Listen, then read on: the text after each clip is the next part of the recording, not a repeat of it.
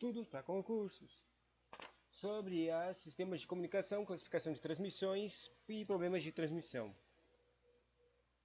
Depois disso vai ter os vídeos sobre meios físicos de transmissão, que são os cabos. Por algum motivo tem um monte de conteúdo aqui de cabos, só que nunca cai nos concursos, mas tem um monte de conteúdo aqui de cabos. Loucão. Quer saber? Vou ler o treco de cabos ao mesmo tempo. É um vídeo de, sei lá, 20 minutos. Porque cada página normalmente são 6 minutos. 6, 12. 6, 12. Não, vai dar uns 15 minutos na verdade. Tá. Sistemas de comunicação. A função de um sistema de comunicação é permitir a transmissão de dados entre dois componentes em uma rede, seja um sinal de telefonia, um arquivo de computador ou mesmo um programa de televisão. Vamos estudar agora os principais preceitos que envolvam o envio e transmissão de sinais em sistema de comunicação, uma rede. Sobre a classificação de transmissão, podemos classificar as transmissões de redes entre equipamentos por alguns critérios. Quanto ao tipo de transmissão, existe a analógica e a digital. A analógica são sinais transmitidos de forma analógica, ou seja, através de pulsos elétricos irregulares e contínuos, que podem assumir qualquer valor entre o mínimo e o máximo possíveis e assim que são transmitidos, por exemplo, os sinais de linhas telefônicas convencionais. E o digital, que nesse modo de transmissão, os sinais são transferidos através de pulsos regulares, ou seja, com valores definidos de energia elétrica. A diferença entre analógico e digital já foi mostrada com mais detalhes no início deste livro, na parte de hardware. Quanto ao sentido de transmissão, tem o simplex, é uma transmissão que só acontece em um sentido, de A para B. Sabe? Eu não sei por que estão falando de sentido de transmissão, mas sentido significa direção. Um exemplo seria a transmissão de TV, em que a emissora envia sinais aos nossos aparelhos e só conseguem captá-los, ou seja, a partir de nossos televisores, e não podemos enviar dados para a emissora. Um one-way, um só caminho. Tem o half duplex. A transmissão acontece nos dois sentidos, de A para B e de B para A, mas apenas em um sentido por vez, ou seja, enquanto A fala, o B não consegue falar, só escutar, e vice-versa. Um exemplo seria como funciona um walkie-talkie, ou o sistema de rádio de Nextel. Eu já usei isso aqui, muito legal. Essa é a forma mais comum da transmissão nas redes locais de computadores. Depois tem o full duplex, que é a transmissão realizada nos dois sentidos simultaneamente. Os sinais podem trafegar ao mesmo tempo nos sentidos de A para B e B para A. E o melhor exemplo é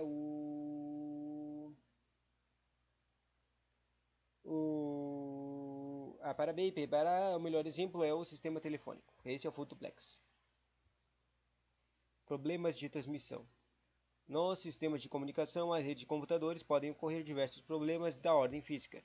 A atenuação, o ruído térmico, o ruído de intermodalização e o ruído crosstalk. O ruído de impulso também, são esses 5. A atenuação é uma consequência de transmissão ser feita por meios físicos, fios, fibra óptica, ar e etc. A atenuação consiste na perda gradual de potência do sinal ao longo do meio de transmissão. Exemplo: enquanto gritamos, a força do nosso grito vai diminuindo à medida em que o sinal sonoro se afasta de nós. Isso acontece também com a energia elétrica nos fios e com a luz nas fibras ópticas. O ruído térmico é causado pela agitação dos elétrons em um condutor elétrico ou fio. Esse tipo de ruído é constante em toda a extensão do condutor e é inevitável. O ruído de intermodulação é causado pela presença de dois ou mais sinais de frequências diferentes em um mesmo condutor. Um fio pode ser usado para transmitir diversos sinais diferentes em frequências variadas. Nesse tipo de ruído, uma transmissão em uma determinada frequência poderá ser induzida por um sinal transmitido em uma frequência próxima. Ruído de crosstalk é a famosa linha cruzada dos sistemas telefônicos. Esse ruído é causado pela indução eletromagnética que um condutor exerce sobre outro condutor próximo, ou seja, vários fios dispostos lado a lado por uma longa extensão e são mais suscetíveis a ruídos dessa natureza, pois um fio vai gerar um campo elétrico que irá induzir os sinais em um condutor próximo. É exatamente como os fios de companhias telefônicas que estão organizados. Sobre o ruído de impulso, é um ruído de grande amplitude e potência que não é contínuo e surge sem previsão, normalmente quando há um distúrbio de rede elétrica ou quando se liga em um equipamento que consome grande potência, chuveiro elétrico, ar-condicionado, etc. Um pulso isolado de grande amplitude é gerado nos computadores, mais forte que o sinal que normalmente transmita pela rede. É bastante difícil prevenir esse tipo de ruído. O ruído impulsivo não causa dano às transmissões analógicas, por exemplo, mas é muito prejudicial às transmissões digitais, redes de computadores, por exemplo. Observação: a qualidade de transmissão de uma linha ou um meio físico de transmissão, como um fio, é medida por uma razão. Entre a amplitude, a força do sinal e a amplitude do ruído é a chamada razão sinal-ruído. Razão sinal-ruído, razão sinal-ruído. Quanto o ruído é muito alto, representando um percentual alto em relação ao sinal em si, é transmitido a classificação como uma qualidade ruim. Sobre os meios físicos de transmissão agora, aparece aquela coisa de cabos que eu falei no começo. Cabos. Meios físicos de transmissão. Para que haja transmissão de dados, só que nunca cai no concurso. Mas talvez caia, às vezes, por um concurso de TI, né? Porque às vezes os caras fazem concursos técnicos de administração com TI ou eles tiram os carinhas de administração e fazem só concurso de TI.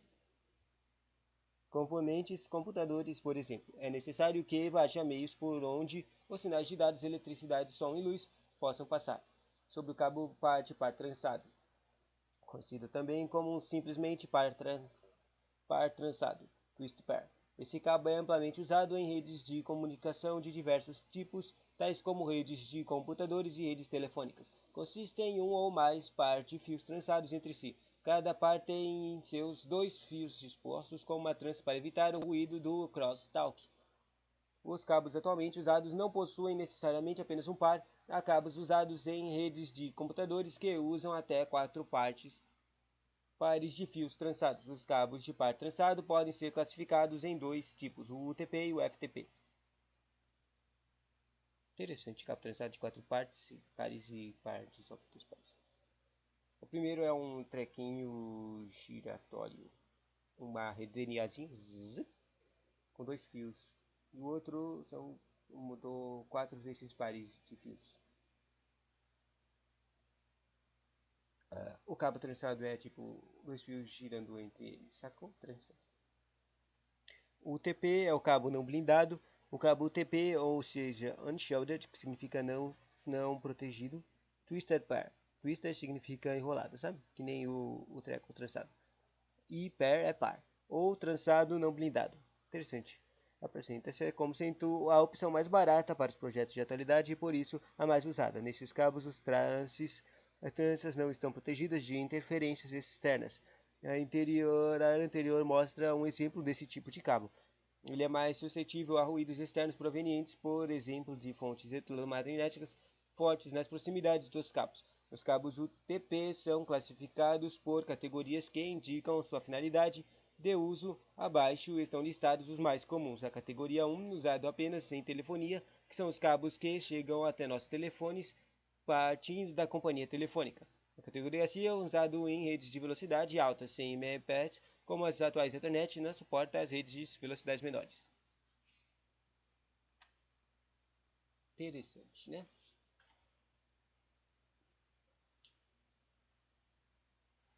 Depois tem a categoria 5E, que significa 5 Enhanced. Enhanced significa o melhorado. Olha aqui está escrito na tradução. Admite velocidades de transmissão muito maiores até 1000 Mbps e é usado na terceira geração das redes Ethernet, chamada de Gigabit Ethernet. Categorias 6 e 7 usadas em redes de velocidade de até 1000 Mbps. STP é o cabo blindado. O cabo STP, Shielded Twister Pair, par trançado blindado, é caracterizado por apresentar uma proteção, normalmente uma capa de matéria metálica, eu acho que é simplesmente papel e laminado, que protege um par de indução de outros. Esse tipo de cabo é mais caro que o cabo UTP, é menos flexível que este, portanto, em certos casos que o design de projeto exige que o cabo seja bastante dobrado e o STP não será adequado. Sua proteção também garante mais imunidade a ruídos gerados por fontes externas, o que o torna recomendado para ambientes hostis. em que a emissão de ondas eletromagnéticas fortes e constantes, fábricas, plataformas de petróleo e trios elétricos, etc.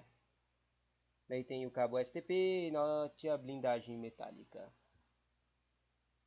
Tanto no caso do UTP como no STP, para que o cabo consiga se conectar a um equipamento qualquer, é necessário a presença de um conector e um pequeno conector. Um pequeno dispositivo que C é a ligação dos fios presentes, Z a ligação dos fios presentes nos pares de cabo com o equipamento que se ligará à rede. Atualmente, o conector mais usado em redes de computadores é o RJ45. RJ45. Rojux. Feito de acrílico.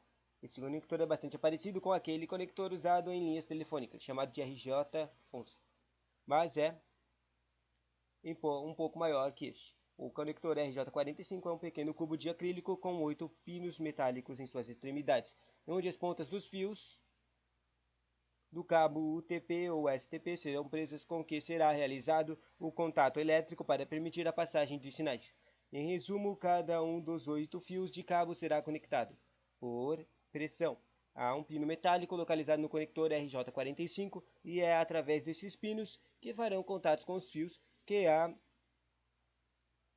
energia elétrica será conduzida a um componente de rede e outros pelo cabo. Sobre o cabo coaxial.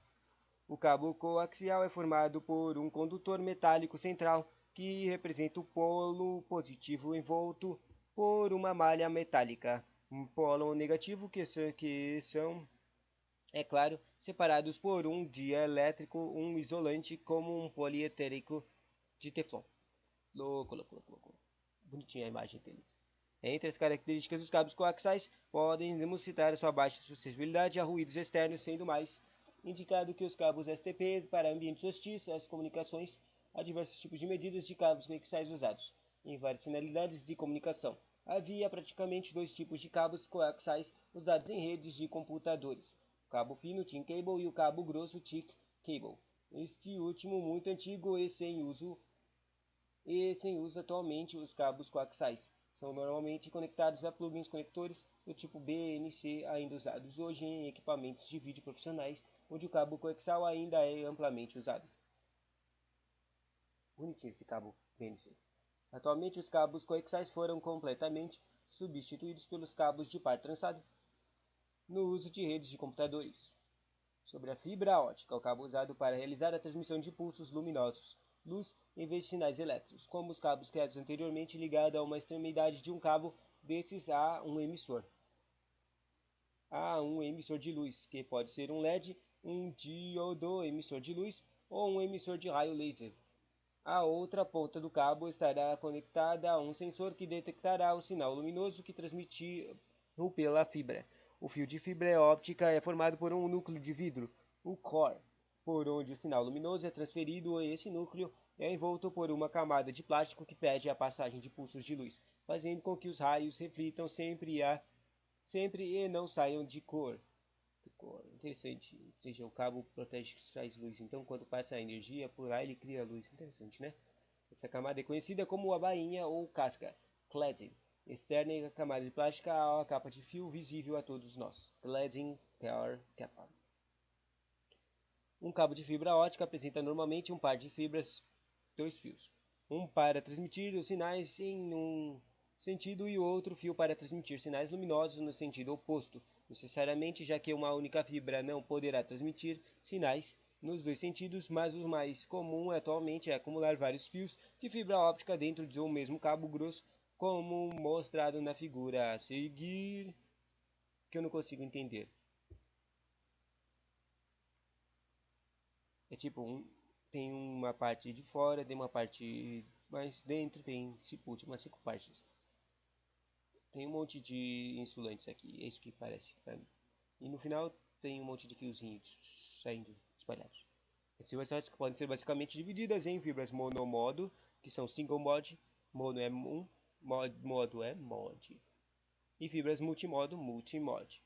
Essa diferença deriva basicamente na espessura de núcleo e core de vidro. Uma fibra monomodo possui um core mais fino que permite que a luz trafegue praticamente em linha reta. Sua principal característica é que a atenuação do sinal luminoso é menor, permitindo que haja mais comprimento útil do fio. Uma fibra multimodo apresenta um núcleo mais espesso, fazendo com a luz ricocheteie nos limites do núcleo. São fibras mais baratas de fabricar e, consequentemente, de adquirir, mas o comprimento máximo do segmento deste tipo de fibra é bem menor que o da fibra monomódulo. Sobre as tipologias... Não, agora terminou os trequinhos de transmissão de redes, né? Um monte de fios para transmitir fisicamente,